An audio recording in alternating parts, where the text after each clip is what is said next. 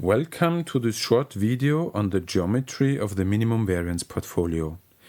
This video complements the teaching material of my course on optimization at Technische Universität Wien, Vienna University of Technology, and it is the first part of a set of videos on the geometry of the mean variance portfolio problem. This first part introduces the geometric intuition of the global minimum variance portfolio. Part 2 focuses on the trade-off between variance and expected return and discusses the location of the mean variance efficient frontier. Part 3 develops the intuition of general beta pricing models. Let me start with a short summary of the basic assumptions. I consider a universe of n securities which I later regard as candidates for portfolio construction. They are uncertain holding period returns, denoted by the elements of the vector R, have known expectation μ and known variance-covariance structure sigma, with sigma positive definite and invertible. At this place I do not care about higher moments of the distribution. This does, however, not mean that I assume that returns follow a normal distribution. Let us consider the space of weighting vectors which we use to form linear combinations of the holding period returns of individual securities. Initially, I do not assume that the weighting vectors represent portfolios. That is, I do not require that the elements of a weight vector sum to 1. I will add the portfolio constraint later.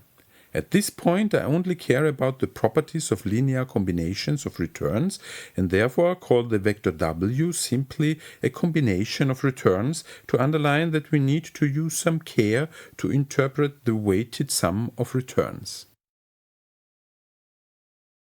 Any element W characterizes a particular choice of linear combination of returns. In this video, I can only show 3 dimensions, but the intuition applies for higher dimensions too. The base vectors correspond to the poor security returns. Here you see the combination vector if I select the return of the first security and do not combine it with other returns.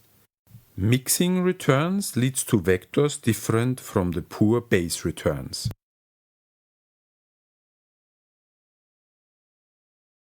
A weighting vector translates into a return combination as the weighted sum of holding period returns of the securities. The components of the weighting vector determine the weights. The statistical properties, expectation and variance of such a combination can also be derived from the weight vector. So can the covariance of 2 different combinations be derived from their weights.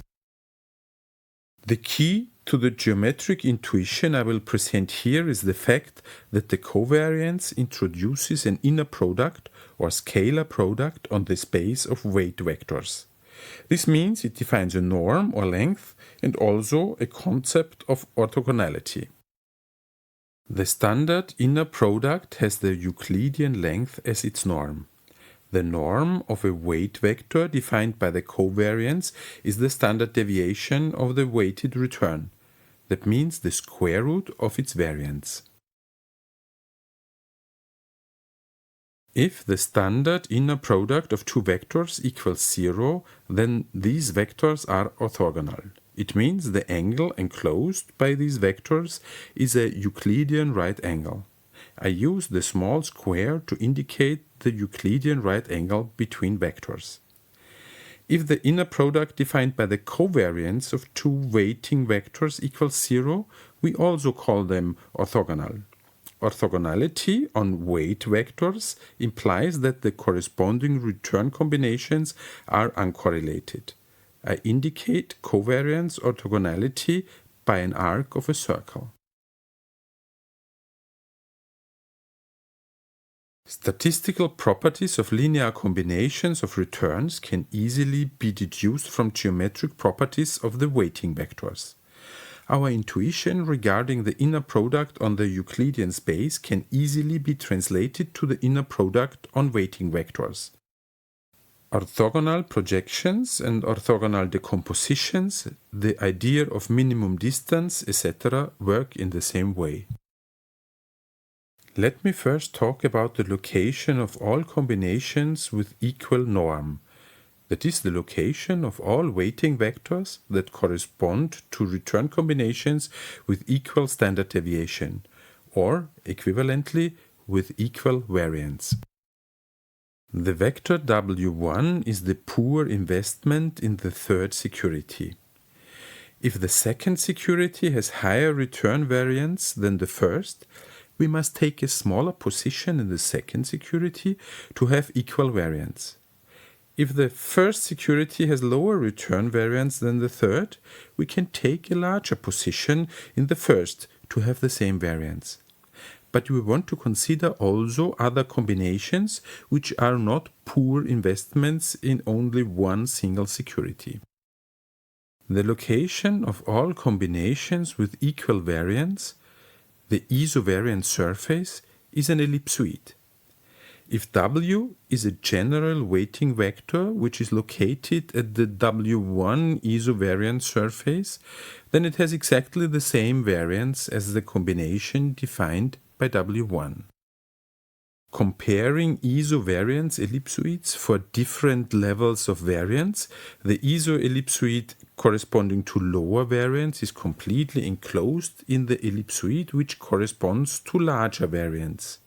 This is so because isosurfaces are isoquants, and isoquants belonging to different levels do never intersect.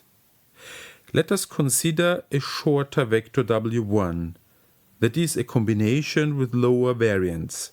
Then the unchanged vector W pierces the W1 isoellipsoid, which is tantamount to having higher variance. Cut open the isoellipsoid and see more clearly that both vectors W1 as well as W have their head exactly at the surface of the ellipsoid. I will now focus on the tangent plane to the ellipsoid at the combination W. To determine the tangent plane in a certain point, I first derive the gradient of the isosurface. The gradient of the isovariant surface is the vector of partial derivatives of the variance with respect to the weights W. This vector points towards the direction with the steepest increase in variance and is, as we know from the optimization course, orthogonal to the tangent plane, with orthogonality in the Euclidean sense. Differentiating the variance with respect to W gives 2 times sigma times W. Hence, we conclude that the vector n equal to sigma times W is orthogonal to the tangent plane. This leads us to the normal form of the tangent plane, which simply says that for any vector Wt at the tangent plane, it must be true that the Euclidean inner product of Wt with n equals the Euclidean inner product of W with n. But remember the expression for the covariance. The Euclidean inner product of Wt with n is exactly the covariance of Wt with W. So all vectors of the tangent plane have the same covariance with W. Or in other words, the covariance of any Wt at the tangent plane with W equals the variance of W. And one step further, the difference delta between Wt and W is orthogonal to W in the covariant sense. That means the return combination defined by delta and the combination given by W are statistically uncorrelated. This is true independent of which Wt at the tangent we choose. So we conclude that n is the normal vector of the tangent plane in the Euclidean sense, and W is the normal vector of the tangent plane in the covariant sense. Let us change the perspective to see more clearly the implication of these two concepts of orthogonality. The triangle W, delta, Wt is rectangular in the covariant sense, so we have Pythagoras at work in this triangle. The square of the length of Wt, that is the variance of WT, equals the squared length of W plus the squared length of delta. This means that the variance of WT can be decomposed into the variance of W plus the variance of delta. Since the length of delta is non-negative, we see immediately that W must be the unique minimum variance combination among all possible combinations located at the W tangent plane. Another way to think about it, since an ellipsoid is a convex solid, the tangent plane touches the ellipsoid only in W, as we see under this perspective, and it never cuts inside the ellipsoid. Consequently, all weighting vectors different from W pierce the W isosurface, which means they have strictly higher variance than W. So W is the unique minimum variance combination among all combinations on the tangent plane. But attention, neither W nor WT necessarily represent portfolios. Until now, I have talked about general return combinations and not required that weighting vectors should define portfolios. The portfolio constraint requires that the components of a weighting vector sum exactly to 1. All return combinations which satisfy the portfolio constraint are located on the hyperplane. The vector 1, denoted by a bold 1, that is the vector with all components equal to 1, is the Euclidean normal vector of the portfolio plane. Long-only portfolios are portfolios where all individual weights are non-negative, that is, portfolios that contain no short position.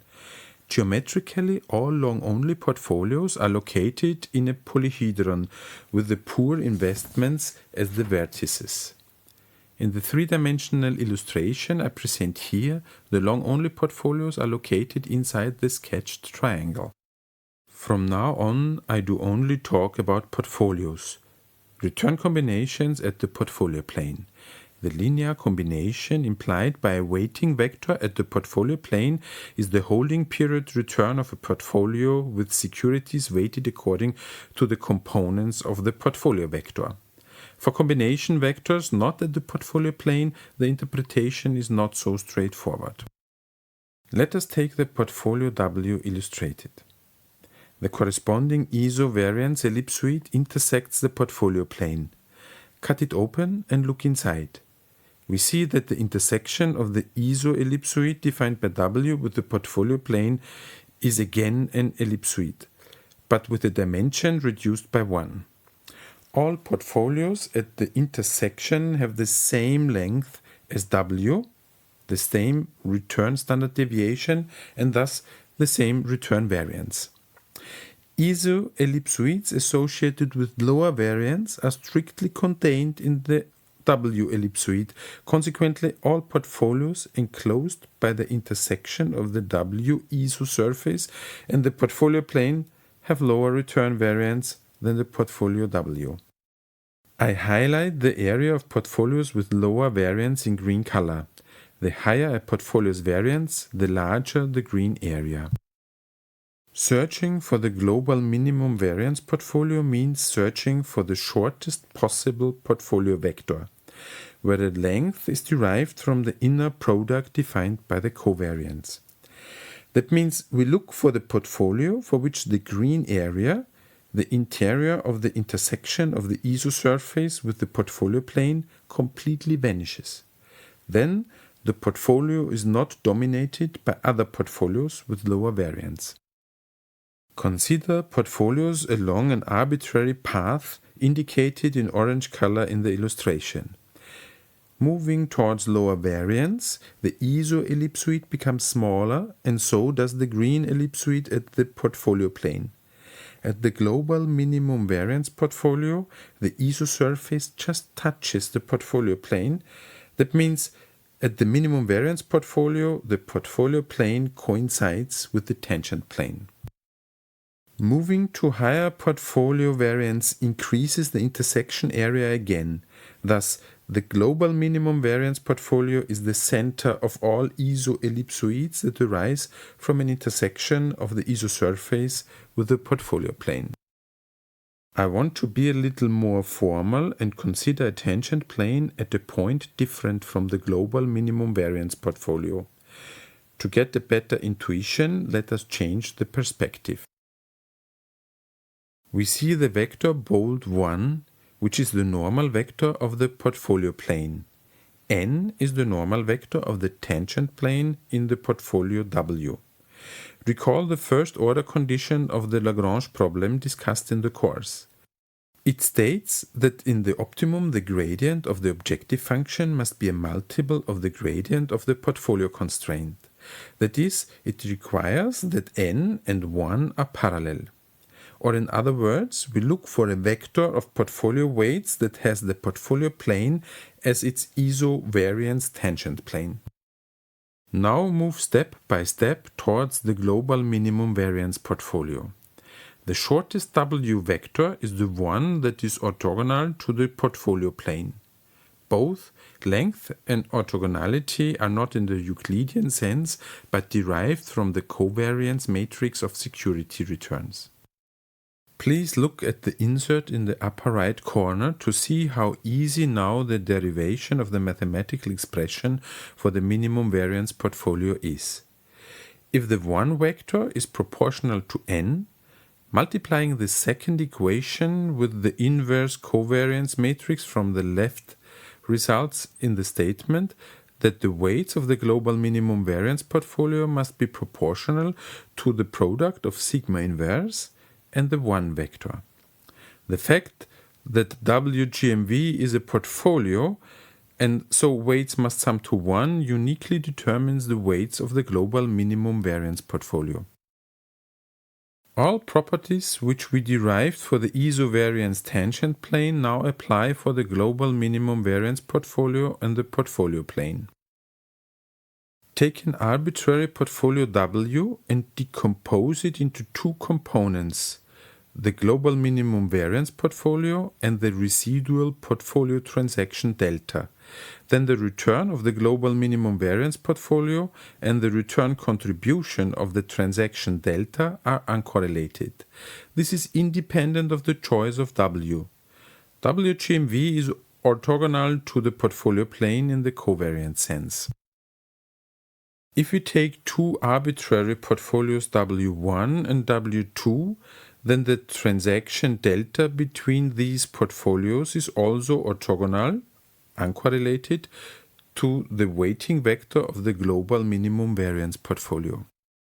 And if we decompose any portfolio W into two orthogonal components, the weights of the global minimum variance portfolio and the transaction delta, then Pythagoras is at work again.